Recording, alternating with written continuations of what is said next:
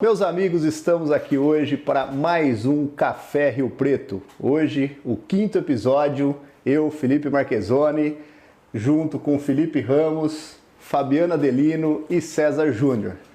Roda a vinheta!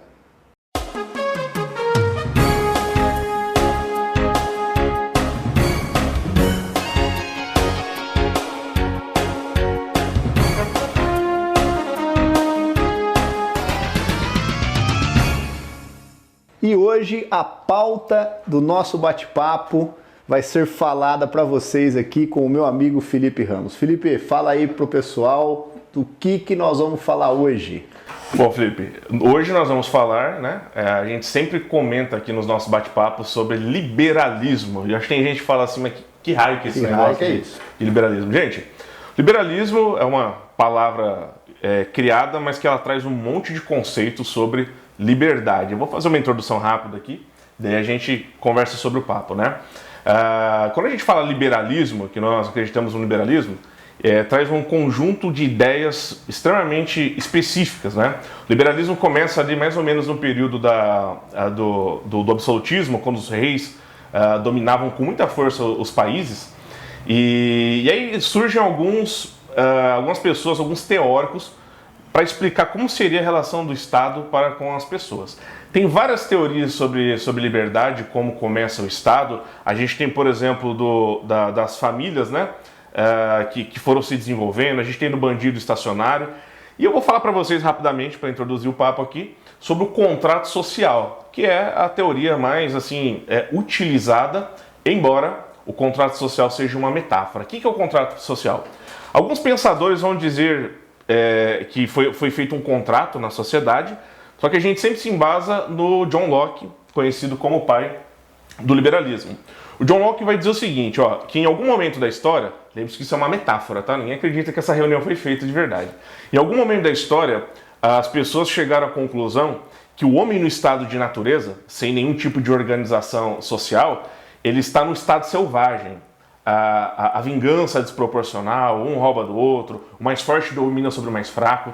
Em algum momento da história, as pessoas se juntam e dizem assim, nós vamos abrir mão da nossa liberdade para que alguém governe entre nós. Não precisa ser um rei, pode ser um grupo, mas alguém governe entre nós. E essa pessoa que inicia a figura do Estado, ele vai fazer o seguinte, ele vai permitir, a gente vai abrir um pouco de mão da nossa liberdade, essa pessoa vai criar na cidade, né, ou no país, a gente vai ter segurança, a gente vai ter defesa e a gente vai poder assim casar, ter filhos, né, e fazer negócios. Então, para ter um mínimo de tranquilidade e paz. Então, quando a gente fala de Estado, é um contrato social, ok? É um cálculo, né? Eu entrego um pouco da minha liberdade para receber um retorno de volta. E aí, a gente volta aqui para 2020, Brasil, São José do Rio Preto. Vamos aplicar bastante o que a gente vai falar hoje aqui sobre a nossa cidade. Eu faço a seguinte pergunta. O papel do Estado, que era cumprir o básico para que a gente possa ter uma vida tranquila, tem sido cumprido no ponto de vista de vocês? Começando por você, Felipe. Então, Felipe, eu acho que o Estado extrapolou, né? Porque esse conceito Estado, né? O Estado não sai para ir no supermercado comprar, o Estado não sai para tomar um chopinho no bar, não é isso. O Estado é formado por indivíduos. Nós sabemos que o ser humano é falível e esses indivíduos extrapolaram e hoje é tomado dos brasileiros. Aqui em São José do Rio Preto nós somos retirado de nós com uma promessa de devolver valor. Então se retira via impostos, taxas, multas e com uma promessa de que, olha, vamos devolver para você saúde, educação e segurança, e não é o que nós vemos, né? Por muitos nós temos que talvez muitas famílias colocam seus filhos em escolas particulares, contratam uma escola de inglês, porque a escola mesmo privada ou pública não consegue atender essas demandas. Paga duas vezes sempre, né? Sempre duas vezes. Então, eu acho que esse contrato social eu não fui chamado para ir lá e assinar, né? Eu acho que nós temos que tomar um pouco, tem que ter essa visão de que foi imposto por vários motivos e nós temos que sim que rever o tamanho do Estado como ele é. Com certeza. César? Bom, o liberalismo ele parte do pressuposto de vida, propriedade e liberdade. Então tudo que fere esses princípios fere o liberalismo, né? Então a gente vem no contexto histórico do liberalismo político, filosófico, mas a gente foca mais na questão da economia e na questão de organização do Estado. Então quando a gente fala que o Estado tem que trabalhar, na verdade, o Estado tem que atuar somente no essencial, o que é esse essencial? É ele fazer uma empresa de processamento de dados? Isso é essencial à população? Não é. Então assim, hoje o Estado ele atua em diversas frentes que não é o essencial à população. Assim, a gente defende um Estado mínimo que defende o quê? Saúde, educação e segurança. Ô César, pegando esse gancho que eu acho legal, você falou aí da empresa de tecnologia. Nós temos uma empresa de tecnologia que é uma autarquia aqui em Rio Preto. O que produz isso? Não sei. Que benefício traz para a sociedade essa empresa? Exatamente. O que eu sei é que um tempo atrás houve aí uma grande polêmica num aplicativo que se gastou milhões nesse aplicativo. Talvez o uso, por exemplo, de uma terceirização, contratar uma empresa terceirizada, eu acho que talvez o aplicativo seria melhor, mais rápido e mais barato. Sim. Isso vive acontecendo, por exemplo.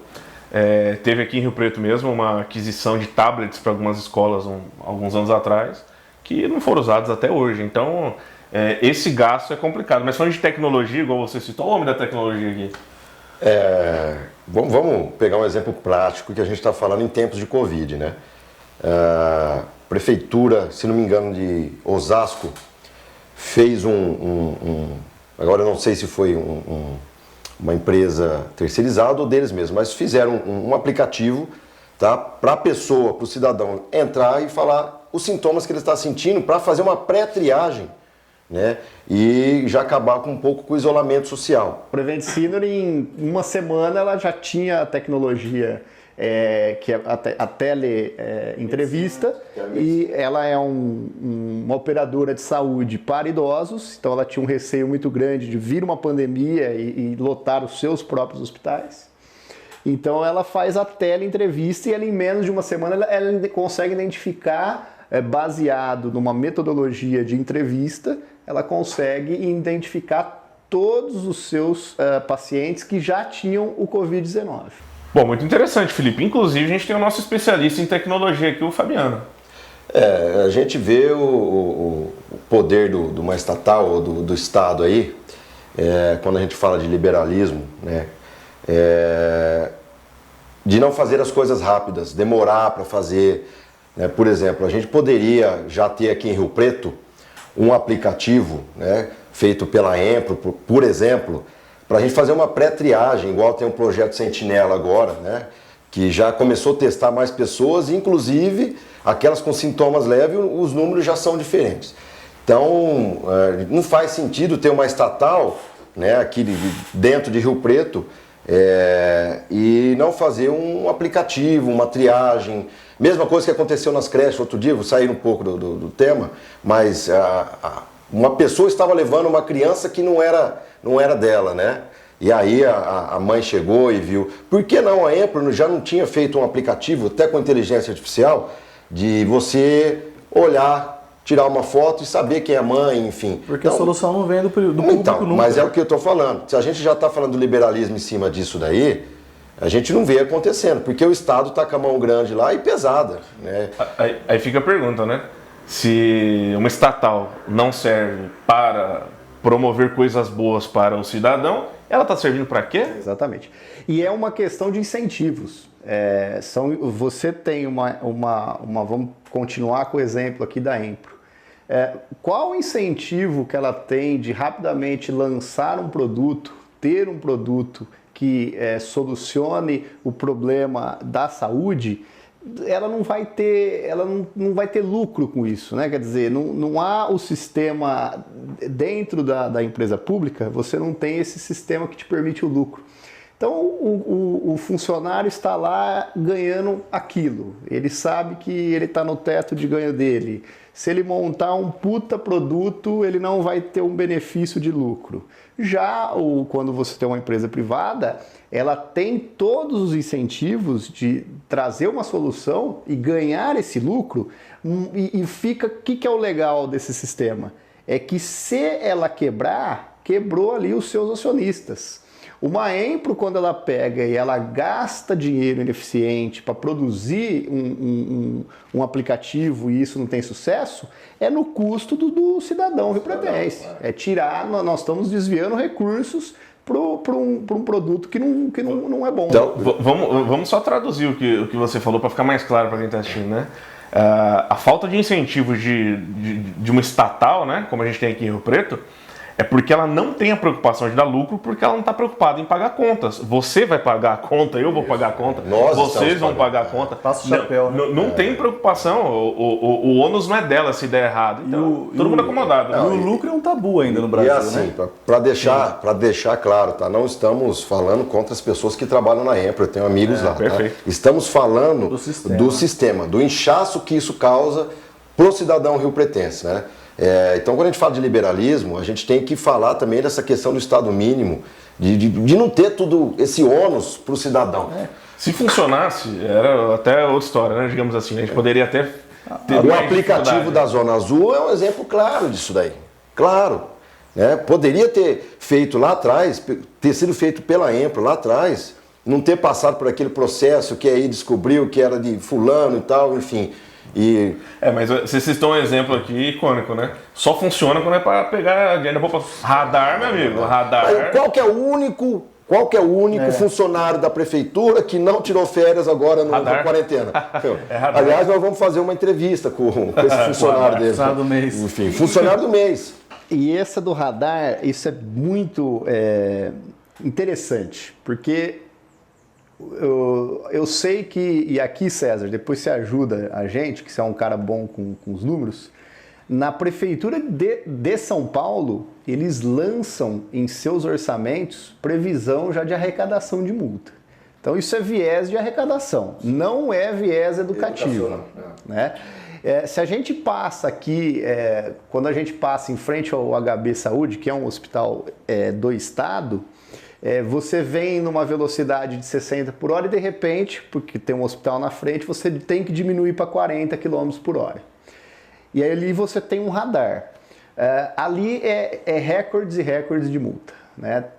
Que riopretense não tomou uma multa ali? Eu tomei ali no Pontilhão da Murchi. Pois é. E o que acontece? Qual que é o interesse do radar ali? Não é diminuir a velocidade, você está numa área de hospital, você precisa ter preocupação com o pedestre, porque tem um fluxo. Me parece que não é para isso que o radar está ali.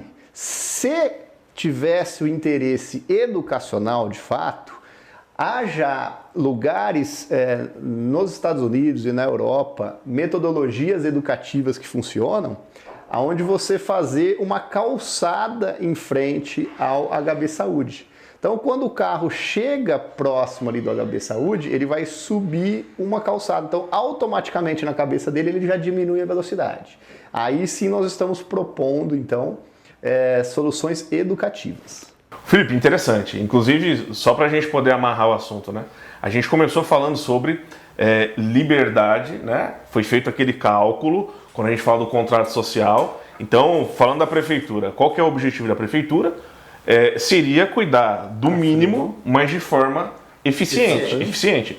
Então, quando a gente fala de liberalismo, até para o pessoal entender, a gente está falando de, dentro desse liberalismo, direitos, né? Todos têm o mesmo direito, os direitos políticos, os direitos de todo mundo que a gente encontra aí são universais, né? Os direitos humanos. E a gente encontra também os direitos econômicos. Ia falar para a gente falar um pouquinho dele agora. Mas só pegando o teu gancho da calçada e do que o Fabiano citou aqui também é o seguinte. Observe que a prefeitura tem sido eficiente só quando é para quê? Cobrar impostos. É eficiente com os radares, é eficiente com os aplicativos igual a Área Azul. Eficiente na medição de área para cobrar IPTU. Exatamente. Perfeito. Com drone agora sobrevoando os locais aí para multar quando dá. Mas quando é um benefício pura e exclusivamente para a sociedade, que era a função do Estado, ele é péssimo. Bom, enfim, a prefeitura é isso, ela trabalha, né, visando um bem em si mesmo, né? Então, por exemplo, se você tem estatais aqui em Rio Preto que são eficientes para multas e outras coisas mais, para a área azul, mas não é para a população, ela tem um objetivo, arrecadar por meio de impostos ou multas, e é um cabidão de emprego que a gente sabe que existe. Então, quando eu acho legal a gente voltar nisso e destacar, quando a gente fala de liberalismo, liberdade, é exatamente essa história. Não se esqueça, o pessoal não pode se esquecer, que o liberalismo nasce no absolutismo. Era uma massa trabalhando por rei. Eu não vejo muita diferença do absolutismo lá da época do John Locke para hoje em dia. Porque nós somos um povo, uma massa, trabalhando para uma classe privilegiada, que tem mais direitos que a gente, como foro privilegiado, ganham muito acima da média do cidadão brasileiro. A gente mantém impostos, né, para manter um pessoal que não tem eficiência nenhuma, como o Felipe disse. A gente tem que pagar 2 vezes sempre. Não mudamos muito da época do absolutismo. E aí vem a minha pergunta, né? Como é que a gente faz para, como cidadãos, né, a gente mudando isso nos dias de hoje, aqui trazendo para a atualidade? Perfeito, Felipe. Eu acho o seguinte, as pessoas elas querem que o político seja honesto, né? Só que assim, o presidente pode ser honesto, o que for, a gente pode colocar um presidente mais honesto que existe na face da Terra, só que ele não resolve, porque tem que ser ele honesto, tem que ser os 27 governadores honestos, tem que ser os 513 deputados federais, os 81 senadores, depois todos os ministros, né? Então aí você vai para o Estado, tanto que os 27 governadores, os 27 deputados estaduais, os 5.000 e poucos prefeitos. Então assim, é o sistema. Então o liberalismo ele atua no sistema. Então se a gente não mudar esse sistema, a gente vai sempre depender de alguém que seja honesto para resolver o problema, e não resolve. Então a gente tem que reduzir o Estado, mudar o sistema, tirar o poder do poder público, né, de licitar. Porque é onde que tenha mais corrupção. Ô César, então poderia fazer uma analogia seguinte, que você está falando é que não adianta mudar o motorista do carro. Você está lá, você tem um motorista, você vai lá e aquele motorista, N fatores, ele virou corrupto, a gente troca ele. Mas o carro vai ser o mesmo. Vai ser o mesmo. Então tem que mudar o sistema. Então mudar o sistema é mudar o carro. Isso. Quer dizer, é trazer... A engrenagem do carro, debaixo do capô. Perfeito. É trazer o quê? É trazer um sistema em que não há incentivos para a corrupção, por exemplo. Ou vira um cabide de empregos também. Uma coisa legal que você falou de a palavra incentivo. Às vezes as pessoas escutam falar do liberalismo e acreditam que o liberalismo defende grandes empresários. Isso é mentira. 80% das empresas do Brasil são pequenas. Então, o liberalismo, ele atua no livre mercado. O que é o livre mercado? Toda vez que uma corporação empresarial, um grupo, uma federação de indústrias, ela vai pedir para o governo algumas políticas protecionistas, por exemplo, a favor de taxações de importações, ela protege quem? Não é a população, ela protege elas. Então o produto, quem vai pagar mais caro é a Dona Maria. Ela vai pagar mais caro no feijão, no arroz. Por quê? Porque vai estar o custo da ineficiência da indústria nacional e o custo de impostos protecionistas. Então, esse do protecionismo é legal, porque se a gente falar um pouquinho mais, que as pessoas... A forma como que se vende isso é uma forma bonita, é uma forma romântica, né? Vamos proteger o nosso país, né? O petróleo é nosso, né? Então tem algumas coisas por trás aí que a gente tem que tomar cuidado. Vamos tentar sempre trazer para cá. Então, eu vou te dar um exemplo. Você tem o food truck, né? O food truck são os carrinhos aí de lanche. E você tem o food truck que eles começaram a parar ali perto de um shopping, alguma coisa. Os lojistas do comércio de comida vão até a prefeitura, pega o vereador, faz um lobby, cria-se uma lei, por exemplo, proibindo o food truck de estar ali, ou ele faz pior, ele até permite o food truck. Só que aí ele precisa ter um monte de regulação, um monte de sistema, ele precisa ter um forno ultra não sei o quê, porque senão ele não pode fazer, sempre pensando no bem do consumidor. E aí essas regulações elas fazem com que muitos food trucks, por exemplo, não vão dar conta de sobreviver.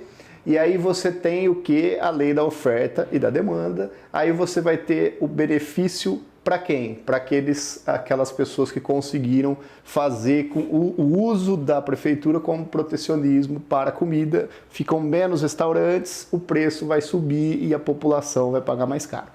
Então a gente precisa tomar muito cuidado com aquilo que a gente pede, né? Apesar de o livre mercado é isso, não é proteger um grupo, como o César falou, não é proteger um empreendedor, é deixar o mercado livre, isonômico. E aí quem que sobrevive nesse mercado? As pessoas que são mais eficientes, as pessoas que trabalham melhor para o patrão, que é o cliente. O cliente é o patrão dessas pessoas. Então esse é um ponto que você pegou muito interessante e tem tudo a ver com o liberalismo pelo seguinte, né? Aí vem uma reflexão aqui. O que a prefeitura tem a ver com muitas coisas? Por exemplo, lá onde eu corto cabelo, é uma lei aqui da cidade, né? Mas eu estava conversando com meu barbeiro esses dias. Inclusive eu te recomendei, né? Você tá indo lá. Abraço, Guilherme. Abraço, Guilherme. Lá ele não pode ter, né? A gente sabe que uma empresa, os custos dela são altos. Um cabeleireiro, que é um prestador de serviços, né? Um barbeiro, o dia dele continua tendo só 24 horas, ele não vai conseguir produzir muito. O que alguém tem que fazer nesse caso, César? Aumentar o ticket médio dele. Ele não pode vender dentro da barbearia uma camiseta, um boné, um óculos. É uma lei da cidade, não pode fazer isso. Então, o que a prefeitura tem a ver com isso? O que ela tem a ver com isso? Fora o imposto que ele paga é maior do que para algumas empresas de serviços aí, que, por exemplo, está pagando 2% e um barbeiro, se não me engano, é 3% ou 4% em cima do serviço dele. ISS, né? É o ISS. Então, além de fazer essa regulação, do cara não poder vender nada, além do serviço que ele está lá, eles acabam ferrando com a vida do cidadão inteira por causa da mão grande. Então, Exato. Ou seja, é a mão grande sempre. E ele deixa de lucrar, ele poderia estar crescendo, ter um funcionário, gerar empregos. Enfim, então, alguém lembra de mais algum exemplo assim prático disso? E essa intervenção, tem inúmeros. Você vai no setor de bar e restaurante, você chega numa padaria, por exemplo, tem um mural cheio de leis lá. Tem uma lei de 2003 que tem que ter um aviso falando que tem copo descartável. Então essa intervenção pública no privado que vai totalmente contra os princípios liberais. Então assim, o empresário também perde com isso. Então, por isso que o pequeno empresário, principalmente, ele tem que ser... Ele é a favor, ele não sabe, mas ele é a favor de menos interferência pública na vida dele. Então, ele tem um princípio liberal aceito, né? E esse tipo de intervenção tem um nome, né? Esse intervencionismo muito grande, esses que são os mais perigosos, né? É o chamado socialismo fabiano. Que é essa intervenção pública, né? Que libera um pouquinho o capitalismo, mas vamos intervir nela. E aí começa a intervir no sistema de uma forma que fica insustentável. Né? Eu só acho o seguinte, que a gente precisa ter planos para tudo, né? E quando eles falam do socialismo fabiano, eu sou a favor dos planos, tá? Então, não tem esse negócio da mão grande comigo. Porém, contudo, todavia, o que a gente tem visto aqui em Rio Preto, né, cada vez mais, é essa intervenção. Se não me engano, nós somos uma das cidades que faz mais leis inconstitucionais. Quarta né? do Estado. Quarta do Estado. Ou seja, os caras estão fazendo lei que não vai ser aprovada e vai ser, enfim... Gastando tempo. Vira piada, né? Vira piada. E eu sou a favor de fazer um revogaço de tudo que está lá dentro da Câmara, porque se a gente volta para o liberalismo e fala de livre mercado, fala de não interferência, o que os caras estão fazendo lá hoje na Câmara Municipal é interferir em tudo. Um copo descartável, tem que ter Existem fiscais que multam as empresas porque não tem o alvará na parede, né, exposto. E aí, pasmem, a empresa do cara é só um representante, é dentro do condomínio. E o fiscal nem fez a diligência lá e já multa o cara. Então, falando de livre mercado e tudo isso, ou a gente muda isso aqui na nossa seara, que é Rio Preto, que a gente tem falado muito, né? Citando exemplos de outras coisas aí, enfim, de outras cidades, mas o Guilherme é um exemplo perfeito, cara. né? E existem inúmeros casos que a gente for trazer para vocês conhecerem, vocês vão ficar tão indignados como a gente fica vendo esse tipo de balbúrdia que o pessoal está fazendo aí. Eu não sei a opinião dos meus pares aqui, mas isso me deixa louco. Não é à toa que o Brasil está na posição 144 do mundo do ranking de liberdade econômica. De liberdade econômica. Então, de 180 países, 144. Atrás da China. Atrás da China. Se a prosperidade de qualquer país fosse medida pelo tanto de leis, o Brasil teria que ser o primeiro. É o primeiro. São leis e leis e leis e leis, regras e regras, regulação, existe uma cascata, né? Não é só lei, é leis, é normas, diretrizes, ofícios, quer dizer, você tem uma cascata de lei, é uma lei que abre uma normativa, então é muito difícil, se você pega a parte tributária, por exemplo, um advogado tributário, ele não consegue acompanhar o tanto de novas leis que sai por dia no Brasil. Ele tem que sempre estar se atualizando e ele nunca consegue acompanhar para passo o tanto de lei, porque é uma lei, outra lei, outra lei. E essa questão, César, da intervenção, nós temos de lembrar, por exemplo, isso está na literatura, existe o Rank Sync, que é você fazer uma lei para beneficiar alguém, né? Vamos lembrar aqui da tomada de 3 pontos. Para que precisou trocarmos todas as tomadas, né? Que resolveu, melhorou a prosperidade das famílias? Não, melhorou nada. Alguém ficou muito rico, né? Alguém ficou muito rico. Igual do extintor também. Do kit de primeiro socorro. Aí eu vou pegar um gancho aqui na cidade, né? Por exemplo, a gente está chegando perto de uma campanha aí, né? De uma eleição, prefeitos e vereadores, né? Entendam bem o que eu vou dizer, e queria que vocês falassem sobre isso também. A gente conversasse sobre isso. Tem muito vereador que dizem, né, os marqueteiros aí, que o vereador tem que ter um nicho. Eu concordo com isso, porque ninguém atua em tudo, né? Você vende alguma área. Mas já percebeu que algumas pessoas já fazem o rank sync já na campanha, né? Eu vou atuar para beneficiar esse público aqui, eu vou trabalhar com esse tipo de pessoas. Quando um parlamentar, um vereador, seja quem for, tem que trabalhar pela população. Aqui na cidade tem muito disso, vocês saberiam dizer? Acredito que sim, né? Bastante. A minha opinião aí talvez ela diverge um pouco no seguinte sentido. Eu prefiro aquele homem, aquela mulher que mostra quem é, né, que está lá se colocando à frente, falando, eu estou aqui para defender a indústria, por exemplo, do que aquele homem, aquela mulher que fica ali em cima do muro, né? Quer fazer tudo, generalista. E aí você é uma pessoa imprevisível, você não sabe muito o que fazer. O que eu vejo aqui na cidade, que são os vereadores, na verdade, eles estão falando que vão fazer aquilo, e é um bicho muito interessante, né? Porque a cada 4 anos eles aparecem. Então é uma coisa interessante. O pessoal acha que se perde muito nessa questão, eu concordo com o Felipe, que a gente tem que ter um posicionamento, né? Não pode, isso é bíblico, tá? Ou você é frio, ou você é quente, morno, eu vomito. Foi o João que falou. Foi o João, grande João. João. E tem o João Louco também, que mais conhecido como John Locke, que é o pai do liberalismo. Falava muito disso também, de você ter um posicionamento, né? Não ser generalista com tudo, porque você acaba não fazendo nada para ninguém. Ou você trabalha pela indústria, pela economia, pelas pequenas e médias empresas, ou você tenta fazer tudo e não faz nada. O Brasil tem nota baixa no ranking de liberdade econômica, também na questão da segurança jurídica. Sim. Então, assim, o respeito à propriedade aqui no Brasil e contratos entre pessoas, o Estado tem de intervir. Isso é ridículo. É propriedade privada. Hoje você vai fazer um contrato com uma pessoa, você não pode fazer um contrato, tem uma série de regras que te impõem a você. E às vezes eles ameaçam, por exemplo, assim, igual a questão da lei do SCPC. Eu comprei de você, não paguei, ainda você não pode fazer nada para receber. Porque tem uma lei que proíbe você de... Então o que acontece? O pessoal não vai vender a prazo mais. É importante a gente olhar com muito carinho e muito cuidado a legislação do uso do solo. Nós tivemos aqui em São José do Rio Preto esse ano, ela estava na pauta de discussão.